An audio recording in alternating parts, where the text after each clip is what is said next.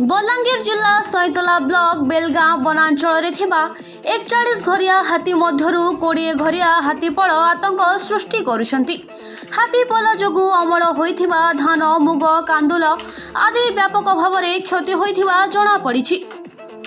हाथी गतिविधि उपरे वन विभाग दिन राति नजर रखिथिबा बेले फसल बंचाइबाकू जाई चाषी गछ उपरे मंचा बांधी शोथुबा देखिबाकू मिलिछि। गतकाली भोर रे हाथीपल सिसकेला निकट में चाषी धान खाइबा परे देढ़ेल जंगल में दिनसारा रहिथिबा देखिबाकू मिलिछि। सिसकेला नुआपड़ा सिंहबाहाली देढ़ेल गाँव में हाथी आतंक देखा देइथिबा बेले भयभीत अवस्था स्थानीय लोक रहिछंती। चाषी धान व्यापक क्षयक्षति होइथिबा चाषी माने अभियोग करिसंती।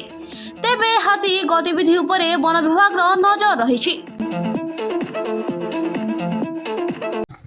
एरिया रे हाथी आसबाटा एटा गोटे फास्ट है और आगु केबे हाथी भी नहीं आसती किंतु बहुत आतंकित होछन लोक और चाष माने भी जिंदा कि कांदुल हला मुग हला बिरी हला एटा धान जितकी फसल होइतला सब पूरा बहुत क्षयक्षति कर दैछ नष्ट कर दैछ। लोक बहुत प्रभावित के जेतले जणा ना पारे मन विभाग आसिक सब माने सुरक्षा दउछन।